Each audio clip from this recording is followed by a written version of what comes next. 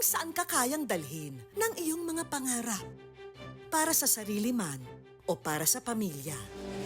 Anumang pinagdaanan na nagresulta sa kapansanan, hindi ito kakulangan para maabot natin ang ating mga pangarap. Yan ang nakakaantig na kwento ng lalaki sa likod ng mga litratong ito na tinutukan ng marami online.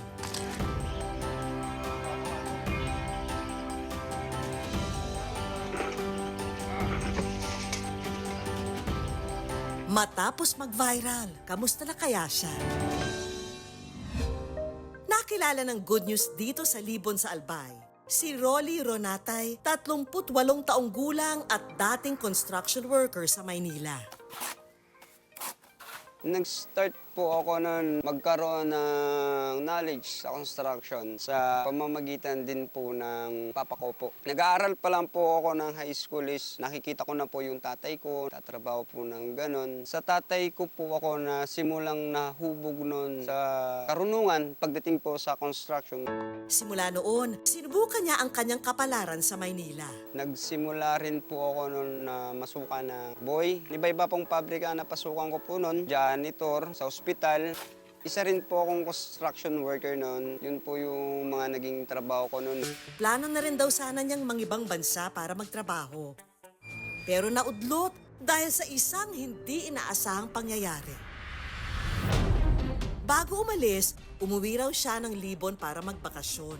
Pero imbis na makapagpahinga, isang aksidente ang nangyari. Yung motor ko po na ginagamit, nawalan po yun ng ilaw. Nung gabing yun, galing po ako nun sa pamamasada. Hindi naman po sinasadya na meron pong nakagarahing sasakyan po sa karsada. At yun nga po yun yung nabangga ko. Ayaw na raw balikan ni Rolly ang malagim na aksidente. Pero ang ipinagpapasalamat niya, ang determinasyon niyang makabangon muli.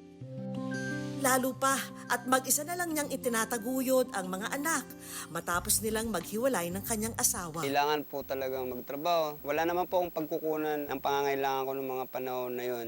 Para makabangon, lumuwas ulit si Rolly ng Maynila. Inisip ko po na may tatanggap po ba sa akin dahil may kakulangan na nga po ako sa physical na po. Struggle din po para sa akin pagdating sa pamilya. Iiwanan ko po yung mga anak ko. Sa totoo lang po, ayaw ko po silang iwanan kasi gusto ko po na matulungan din sila. Mahirap para kay Rolly na malayo sa pamilya. Ilang taon daw niyang tiniis na hindi umuwi sa pamilya dahil pinanghihinayangan niya ang perang ipamamasahe. Napandagdag na rin daw sana sa ipadadalang pera para sa pamilya. Nag-decide ako na sakripisyo yung talagang bagay na kailangan nating may umalis para magkaroon ako noon ng pagkakakitaan. At ang masakit daw ay ang pangungutya at diskriminasyong naranasan niya sa Maynila. Pagdating naman po nung trabaho sa Maynila, yung mga pagsubok po, mga diskriminasyon. Pero nilakasan ko po yung loob ko para sa mga anak ko, kailangan kong kumita. Pero sa likod ng mga pagsubok, may sumisili pa ring good news sa buhay ni Rolly. Tila isa raw milagro nang may biglang tumulong sa kanya na hindi niya kilala. Ito ay matapos siyang makuna ng kamera sa gitna ng trabaho at maipost online.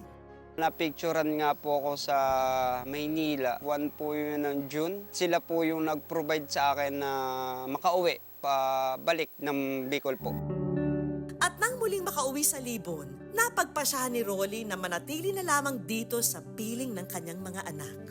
Ito yung pinaka-na-miss kong part. Ito po yung graduation ng panganay ko na si Ate Lian.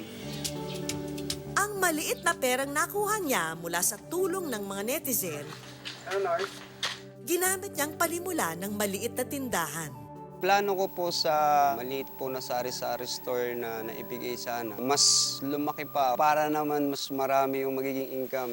Maliban sa kanyang pangarap sa kanyang munting sari-sari store, may mga pangarap din siya para sa kanyang mga anak.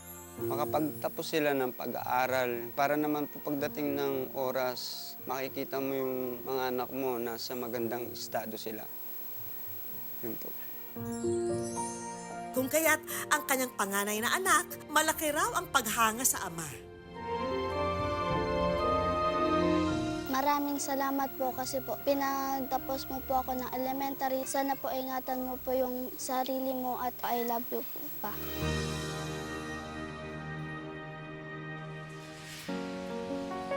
Gaano man kaabala ang mga bata sa eskwela, eto at magbabanding ang mag-aama. Kay gandang pagmasdan, ano, Rolly? Hindi ko ginawang hadlang yung pagkakawala ko ng isang legs para tumigil mangarap o tumigil magkaroon ng trabaho. Sa buhay, tuloy lang sa paglakad. Ang maliliit na hakbang, kapag hindi sinukuan, kaya ka rin dalhin sa iyong paroroonan.